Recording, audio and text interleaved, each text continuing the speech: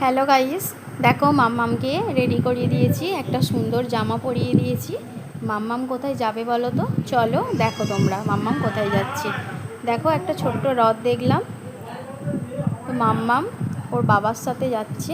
দেখো আমরা স্টেশনটা পেরোচ্ছি, ট্রেন লাইনটা পার হচ্ছি, আর মাম্মামকে ওর পাপা কোলে নিয়ে যাচ্ছে। ট্রেন লাইনটা বেরোনো হয়ে গেছে, এরপরে আমরা যাচ্ছি। তো আমরা কোথায় যাচ্ছি চলো দেখতে থাকো।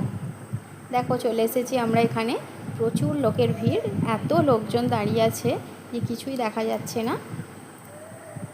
তো এই সেই মুহূর্ত, দেখো প্রচণ্ড ভিড় হয়েছে, রথ আসছে।